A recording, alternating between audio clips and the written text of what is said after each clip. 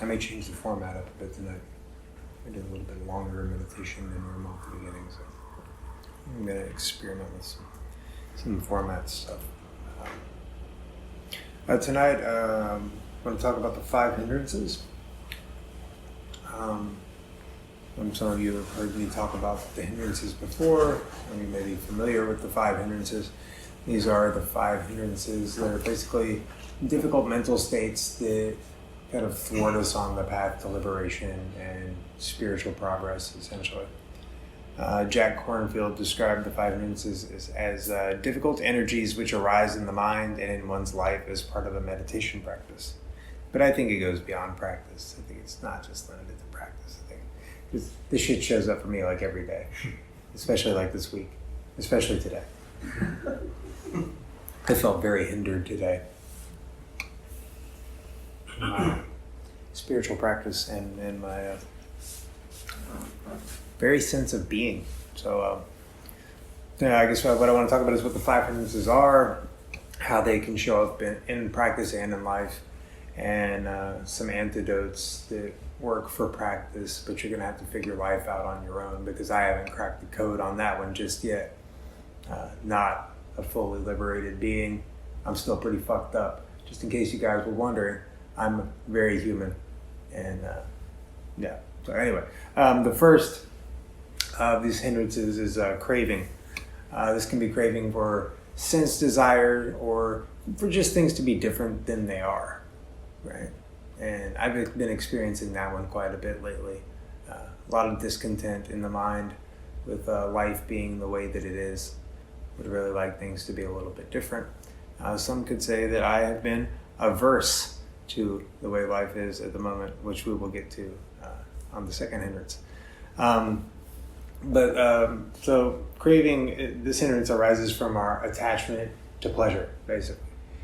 As human beings, we're wired for survival and not for happiness. So we cling to pleasant things and we push away from unpleasant things. The Buddha described craving is like a bowl filled with colored dyes. So it's like we are unable to see clearly because of the hindrance of the dyes. Though they're very pretty and they attract the eye. They're a hindrance to our spiritual progress. And when we desire sensory objects, it's like we plunge our hands into the bowl and stirring up the water so we can't see the bottom. And this craving, it really obscures the clarity of mind, because we're always looking for the next thing to make us happy rather than just being content with what is. But don't get me wrong, sometimes you're perfectly okay to not be content with what is. Like if you don't have the basic requisites of life, that's probably a problem, and you should not be okay with that. If you are starving, if you don't have a home, these are things that you should attend to before really attending to spiritual practice, in my opinion. So sometimes that craving is justified. If it's physiological needs, it's obviously a justified craving. If it's for a new iPhone, probably not so much justified. I don't know, maybe you really need the new iPhone for something, I don't know. So the Buddha explained how sense desire and the other hindrances distract us basically from the Four Noble Truths and from being able to follow the path. And this essentially just leads to our suffering. The more we crave for things to be different than they are, the more we crave for sense pleasure.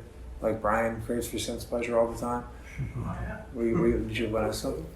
I was going to ask you about attachments to outcomes too. Oh yeah, for sure. Part of it, yeah. Yeah, it's definitely attachments to outcomes. How many people here have gotten attached to outcomes? Oh, so I'm super wrapped up in attachment to outcomes right now. I'm trying to get a business off the ground and it's not going very well, and it's pissing me off quite a bit. It's very frustrating and I'm very disappointed and I'm very in my feelings today. I genuinely thought about canceling tonight, but I don't cancel. So here I am in all of my glory. So it's important to live life without attaching to the outcomes. And obviously we're not going to be perfect at that. That is the desired outcome, is to not attach to the outcome, but that's not always going to be the case, is it? So, okay, then that's craving essentially. The second hindrance is aversion or ill will. And this encompasses a lot of things. This can encompass anger, aversion, resentment towards oneself or towards others, which I experience a lot as well. A lot of resentment towards myself for mistakes in the past.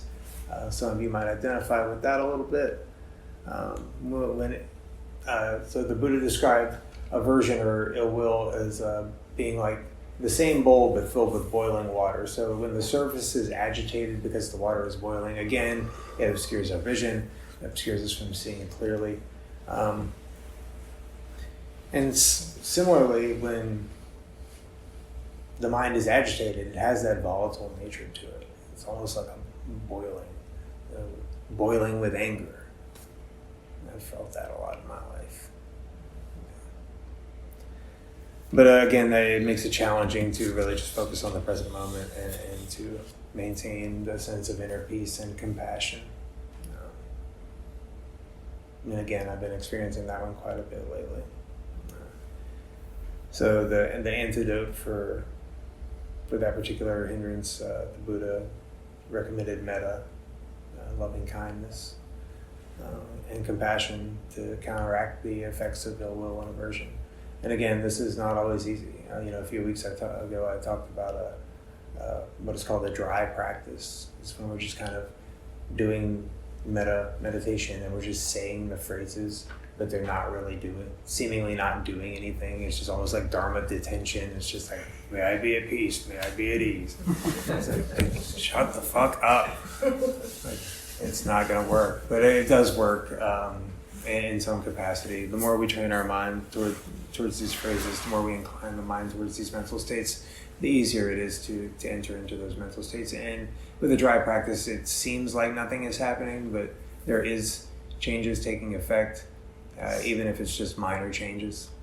They are happening.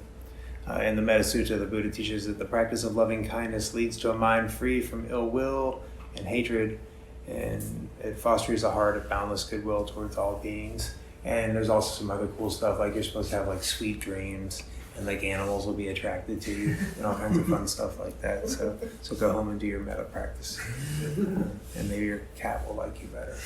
Mine won't. She's a bitch. But, for any of you who have met my cat, Leo knows my cat. She's an asshole, but she's my asshole, and I love her. The third hindrance is sloth and torpor, or it's basically just laziness. Laziness can be laziness of mind, laziness in our practice, and this hindrance manifests itself, especially during a sitting practice, as like a heaviness of body and mind.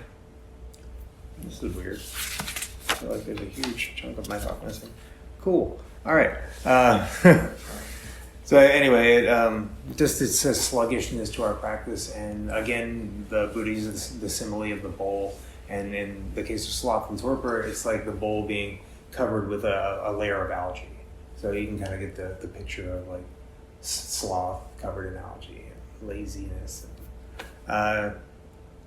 It just basically it hinders us from providing the effort and sustained attention during practice that we really need. And in daily life, like, it's not much better, right? Like, if we're lazy, we're not going to get the things done that we need to do. We're not going to be able to pay our bills. We're not going to keep our house clean. We're not going to do the things in life that keep our lives running smoothly. So, keeping an eye on that is definitely probably a good thing. And I've fallen into that. Back when I used to smoke the ganja all the time, I was pretty lazy. It kind of comes with smoking weed. You just kind of get complacent and lazy, but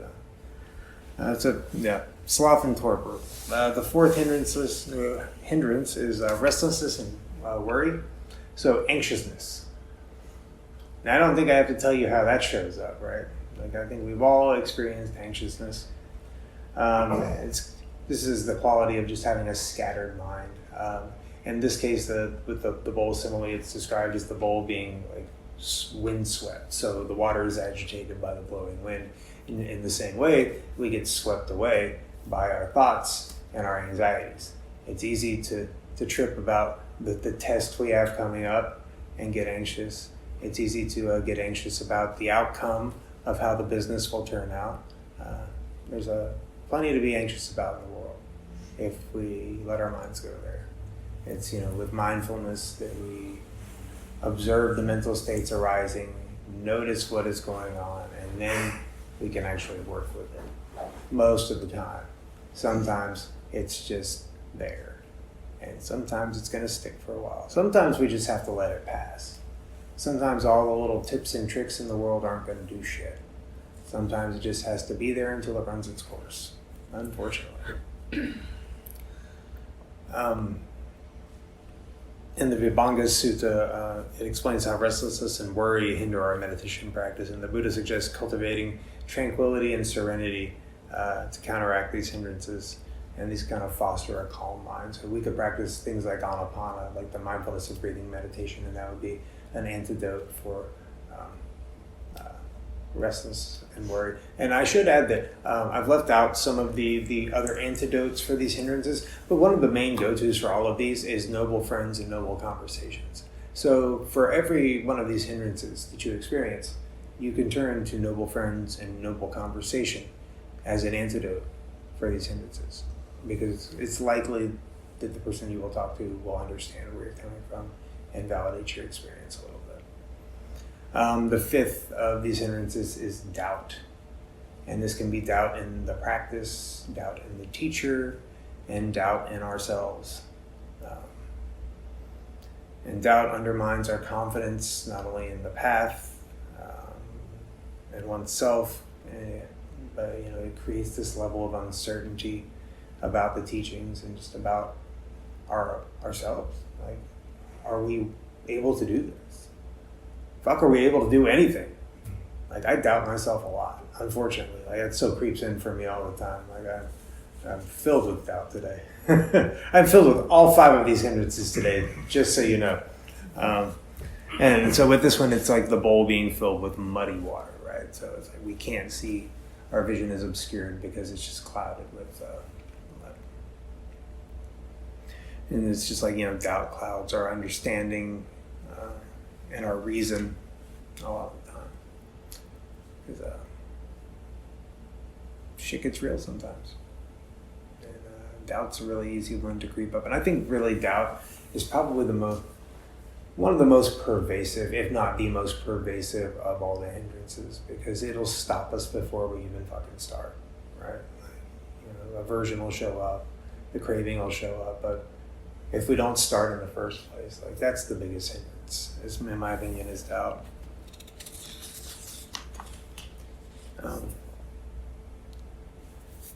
Again, this doubt is just like possibly the worst hindrance, and as I said, I've been experiencing that a lot lately, with the endeavor of trying to get this business going and just some other areas of my life. Doubt has been creeping in quite a bit, and generally I'm pretty good at turning the volume down on that. Lately it has not been as easy, unfortunately.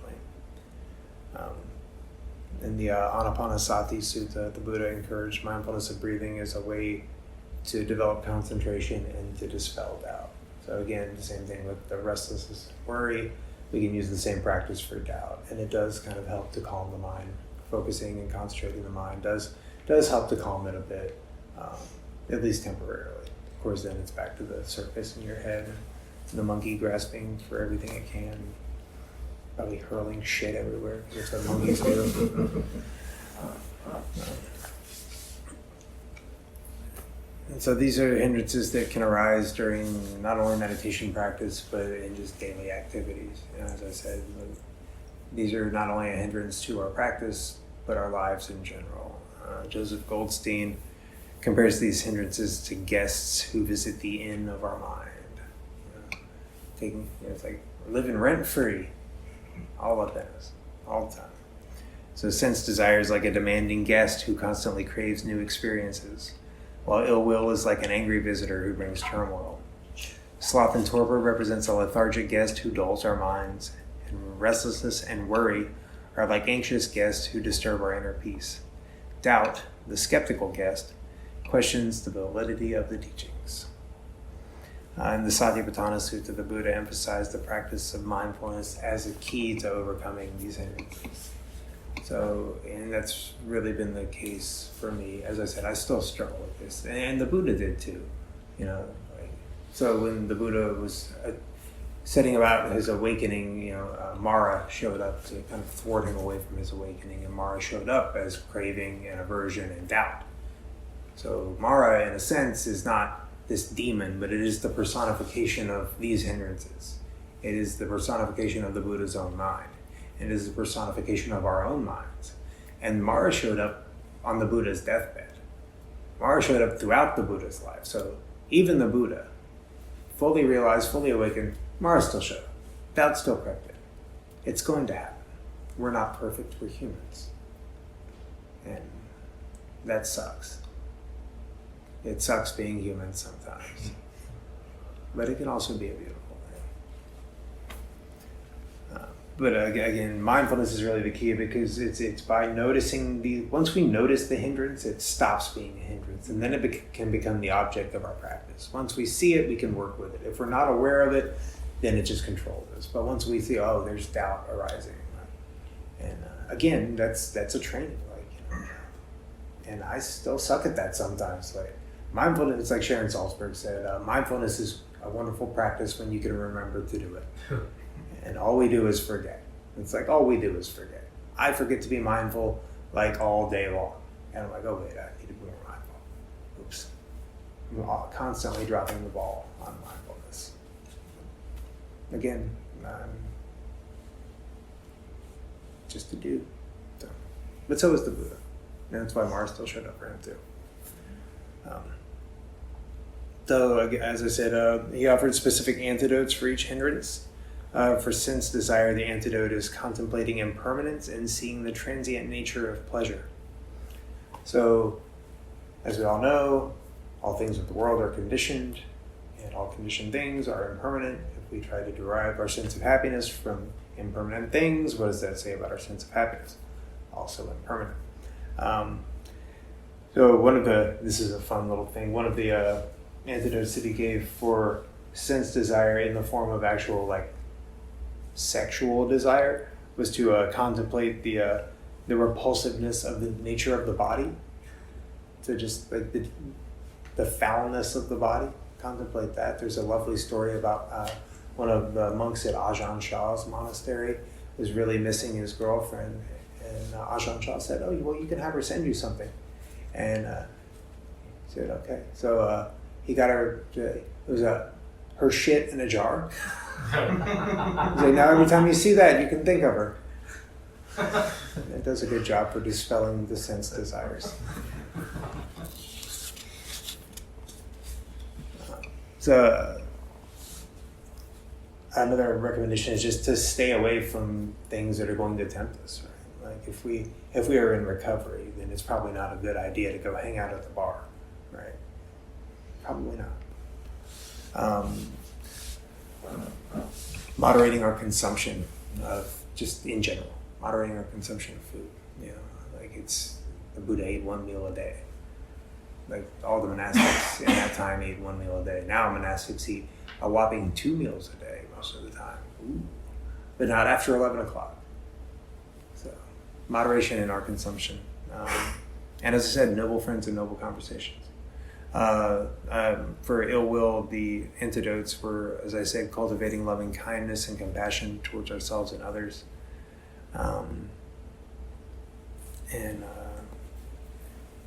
Just insight, gaining insight through the practice. Seeing things as they are, seeing things clearly.